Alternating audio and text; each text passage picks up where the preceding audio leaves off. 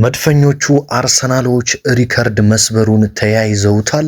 የአርሰናል ተጫዋቾችን በአሁኑ ሰዓት በየኢንስታግራም ገጻቸው በእያንዳንዱ እንግዲህ በሚጠቀሟቸው ሶሻል ሚዲያዎች ላይ ደስታቸውን እያጋሩን የሚገኙት ከሁሉም ቀድሞ ደግሞ መልእክቱን ያጋራው ተጫዋች ዴክላን ራይስ ነው። ዴክላን ራይስ ለአርሰናል ደጋፊዎች እጅግ በጣም ወሳኝ የሆነ መልእክት እንግዲህ ትላንትና አርሰናል ዋንጫውን እንደበላ ከተረጋገጠ በኋላ አጋርቷል ማለት ነው። እያንዳንዱ ዓለም ላይ የሚገኙ ቡድኖች በሙሉም እንግዲህ ለአርሰናል እንኳን ደስ አላችሁ እያሉ ነው የሚገኙት። ቡካዮ ሳካም እንደዚሁም ደግሞ የቀድሞ የአርሰናል አሰልጣኝ አርሰን ዌንገር ወሳኝ የተባለ መልእክት አስተላልፈዋል። እነዚህን ወሳኝ መረጃዎች ወደ እናንተ በአማረ መልኩ አደርሳለሁ። የሰበራቸው ሪከርዶች ምንድናቸው? አርሰናል ቀጣይ እሁድስ የሚሰብረው ሪከርድ ምንድን ነው የሚለውን ጨምሮ ማለት ነው። እንደተለመደው ይህንን ቪዲዮ ላይክ አድርጋችሁ መጀመር አትርሱ። ቪዲዮው እናንተ ላይክ ስታደርጉት ለበርካቶች ስለሚደርስ ላይክ በማድረግ ጀምሩ። ውድ አድማጭ ተመልካቾችም በቀጥታ እንግዲህ ወደ መረጃዎቹ ስወስዳችሁ ከዴክላን ራይስ ጉዳይ ነው የምንጀምረው። እንግዲህ ዴክላን ራይስ በነገራችን ላይ ትላንትና ምሽት በአርሰናል መልበሻ ክፍል ውስጥ እጅግ በጣም ከባድ የደስታ ጊዜ ነበረ፣ የጭፈራ ጊዜ ነበረ።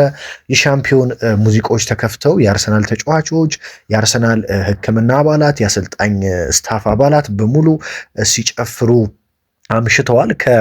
ከኤምሬትም ሲወጡ ከመልበሻ ክፍል በአርሰናል ደጋፊዎች እንግዲህ ታጅበው ነበር። እንደምታውቁት ትላንት ግን ልክ አርሰናል ዋንጫውን በላ ተብሎ ሲታወጅ ለንደን ውስጥ የሚገኙ በተለይ ለአርሰናል ስቴዲየም ቅርብ የሆኑ የመድፉ ደጋፊዎች በሙሉ በኤምሬት ስቴዲየም ዙሪያ ተሰብስበው ሲጨፍሩ ነበረ። ታዲያ አርሰናል ተጫዋቾች ሲወጡ ከፍተኛ የሆነ ደማቅ የሆነ የአቀባበልና የጭፈራ ሰዓት ነበረ ትላንትና ምሽት። ታዲያ ዴክላን ራይስ በራሱ የኢንስታግራም ገጽ ላይ ምን ሲል ነው ያጋራው?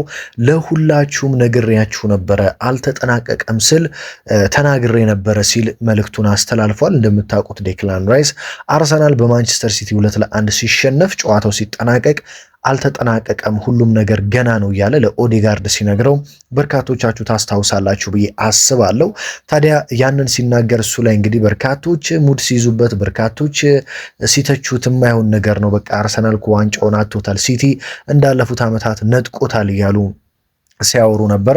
ለዚህ ነው ዴክላን ራይስ ትላንትና በመልበሻ ክፍል ውስጥ የነበረውን ደስታ ፎቶ አንድ ላይ አድርጎ ነግሬያችሁ ነበር አልተጠናቀቀም ብዬ፣ አሁን ግን ዋንጫውን በልተነዋል፣ ስለዚህ ሁሉም ነገር ተጠናቋል ሲል ለአርሰናል ደጋፊዎች መልእክቱን አስተላልፏል ማለት ነው። በነገራችን ላይ ከዴክላን ራይስ በተጨማሪ ደግሞ የማንቸስተር ሲቲ ደጋፊዎችን እየነቆሩ የሚገኙ የአርሰናል ተጫዋቾች አሉ። በተለይ ማርቲን ኦዴጋርድ፣ ኤብሪቼ ኢዜና ፔሮ ሂንጋፒ የማንቸስተር ሲቲ ተጫዋቾች ላይ ሙድ እየያዙ ነው የሚገኙት። እንደምታስታውሱት የማንቸስተር ሲቲው ደጋፊ አርሰናል በካራቦ ካፕ በሲቲ ሲሸነፍ የአርሰናልን ሃይላንድ ነገር ይዞ እንግዲህ ውሃዋን እየጠጣ ቦትለርስ ናችሁ ዋንጫ አትበሉም ትሰጡናላችሁ ብሎ ሙድ ሲይዝ እንደነበር ይታወቃል። ትላንትና ደግሞ ሲያለክስ እንደነበር ይታወቃል፣ ሲቲ ነጥብ ሲጥል ማለት ነው። ታዲያ ኦዴጋርድ እና ኤዜ እንደዚሁም ፔሮ ሂንካፔ ያቺን ሃይላንድ እየጠጡ ደጋፊው ላይ ሙድ ለመያዝ ሞክረዋል ትላንትና ከደስታ ብዛት ማለት ነው። አርሰናል እንግዲህ ወደ ሰበራቸው ሪከርዶች ስናመራ የመጀመሪያው ሪከርድ ማክስ ዶማን የሰበረው ከዚህ በፊት በፕሪሚየር ሊጉ የማንቸስተር ሲቲው ተጫዋች ፎደን ከማንቸስተር ሲቲ ጋር ገና በ17 ዓመቱ የፕሪሚየር ሊጉን ዋንጫ በመብላት በእድሜ ትንሹ የፕሪሚየር ሊጉ ዋንጫ ያሳካ ተጫዋች ነበረ። ታዲያ ትላንትና ግን ይህንን ሪከርድ አጥቶታል በአርሰናሉ ተጫዋች ማክስ ዶማን ማለት ነው።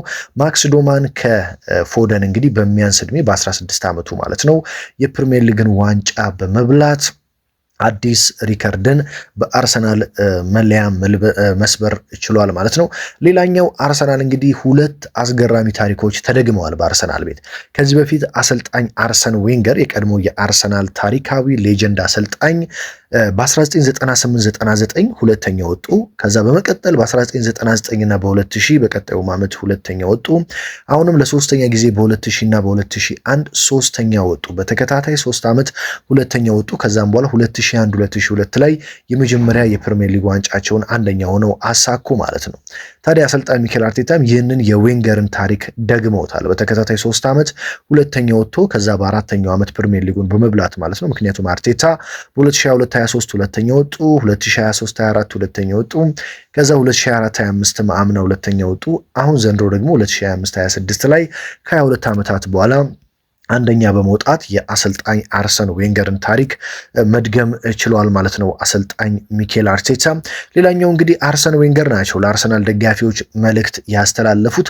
አርሰን ዌንገር እንግዲህ መልእክታቸውን ሲያስተላልፉ አሁን ጊዜው የናንተ ነው፣ ምክንያቱም እናንተ ሻምፒዮን ናችሁ፣ አሁን የደስታ ጊዜ ነው፣ ደስታችሁን አጣጥሙ ሲሉ እንግዲህ ወይን እየጠጡ በአርሰናል ይፋዊ የኢንስታግራም፣ የቲክቶክ፣ የፌስቡክ ገጽም ላይ ተለቋል ቪዲዮ። ቁጭ ብለው እንግዲህ ለአርሰናል ደጋፊዎች እንኳን ደስ አላችሁ ብለው ወይኑን እየጠጡ መልእክታቸውን አስተላልፈዋል ማለት ነው አሰልጣኝ አርሰን ዌንገር። ሌላኛው ደግሞ የመድፉ ተከላካይ ጋብርኤል ማጋሌሽ እንግዲህ በኢንስታግራም ገጹ ላይ ከባለቤቱ ጋር በቪዲዮ ኮል እያወራ እያለቀሰ ደስታውን እየገለጸ ከሚስቱ ጋር እንግዲህ አብረው በእንባ ደስታቸውን እየገለጹ የነበሩበትን ቪዲዮና ምስል አያይዘው እንግዲህ በኢንስታግራም ገጹ ላይ ደስታችን ይህንን ይመስላል፣ እንኳን ደስ አላችሁ የአርሰናል ደጋፊዎች ሲል እንግዲህ አጋርቷል ማለት ነው ጋብርኤል ማጋሌሽ። በነገራችን ላይ የፈረንሳይ ሊጓን ይፋዊ ገጽም ለማጋሌሽ እና ለሳሊባ እንኳን ደስ አላችሁ ሲል መልእክት አስተላልፏል። ምክንያቱም እነዚህ ሁለት ተጫዋቾች ታውቃላችሁ ከፈረንሳይ ነው የመጡት ሁለቱም፣ ማጋሌሽም ሳሊባም ማለት ነው።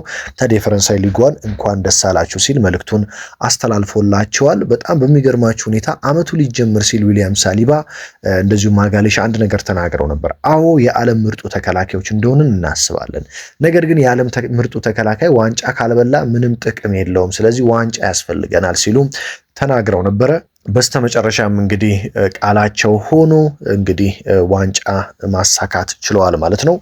እንግዲህ በአሁኑ ሰዓት የዓለም ምርጥ ተከላካዮች ነን ቢሉም ማንም ሊከለክላቸው አይችልም። ምክንያቱም ከባዱ ሊግ ላይ ምርጡን ዋንጫ ለአርሰናል በሚገርም መከላከል እንግዲህ ማምጣት ችሏል ማለት ነው። በፕሪሚየር ሊጉ ብቻ አስቡት፣ ሻምፒዮንስ ሊግን እና ሌሎችን ሳንጨምር በፕሪሚየር ሊጉ ብቻ አርሰናል 17 ክሊንሺቶችን ማስመዝገብ ችሏል። ይህንን ስትመለከቱ የእነዚህ ተከላካዮች ምን ያህል ጠንካራ እንደሆኑና የዓለም ምርጥ ተከላካይ እንደሆኑ ትረዳላችሁ ብዬ አስባለሁ። እንግዲህ ለአርሰናሎች ሌላኛው ሪከርድ የሚሆነው ቀጣይ እሁድ አርሰናል ከክሪስታል ፓላስ ጋር በሴልኸርስት ፓርክ በሚደረገው ጨዋታ የአርሰናል ተጫዋቾች ቀይ ካርድ ካልተመለከቱ እንደዚሁም ደግሞ የፍጹም ቅጣት ምት ፔናልቲ ካልተሰጠባቸው በፕሪሚየር ሊጉ ታሪክ ለመጀመሪያ ጊዜ አርሰናል አንድም ቀይ ካርድ አንድም ፍጹም ቅጣት ምት ሳይሰጥበት የፕሪሚየር ሊጉን ዋንጫ ከፍ አድርጎ መሳም ይችላል ማለት ነው። ስለዚህ ይህንን ታሪክ ሪከርድ ለመስበር ከጫፍ ደርሷል አርሰናል። ዋንጫው ኦልሬዲ ተበልቷል።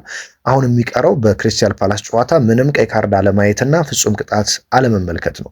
እነዚህን ሁለት ነገሮች ካደረጉ አርሰናል በፕሪሚየር ሊግ ሌላ አስደናቂ ታሪክን መጻፍ ይችላል። በነገራችን ላይ እሁድ በሚኖረው የክሪስታል ፓላሱ ጨዋታ አርሰናል ገና ወደ ሜዳ ሲገባ እየተጨበጨበለት ነው ወደ ሜዳ የሚገባው።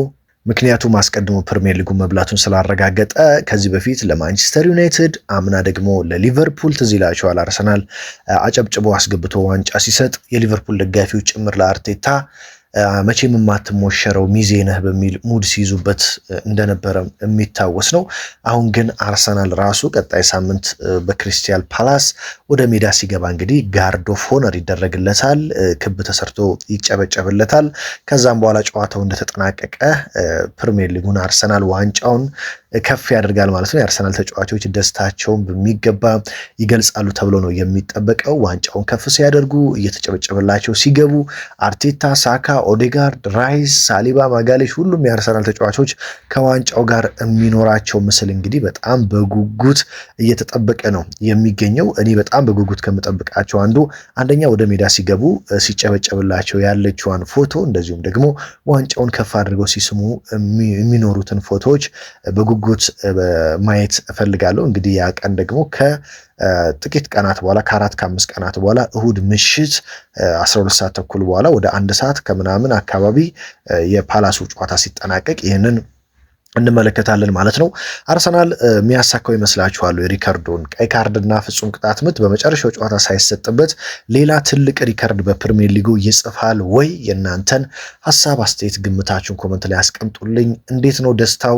በያላችሁበት እንዴት ደስታውን እያጣጣማችሁ እንዳላችሁ በኮመንት መስጫው ላይ እንግዲህ እንድታስቀምጡልኝ ፈልጋለሁ። በሀገር ውስጥ በተለያዩ የዓለማችን ሀገሮች በለንደን፣ በአሜሪካ፣ በሳውዲ አረቢያ እንደዚሁም ደግሞ በካናዳ፣ በስዊድን፣ በአውስትራሊያ በተለያየ ቦታ የምትኖሩ እንደዚሁም በሀገራችን ኢትዮጵያ የምትኖሩ መላው የአርሰናል የመድፉ ደጋፊዎች እንኳን ደስ አላችሁ ማለት እፈልጋለሁ።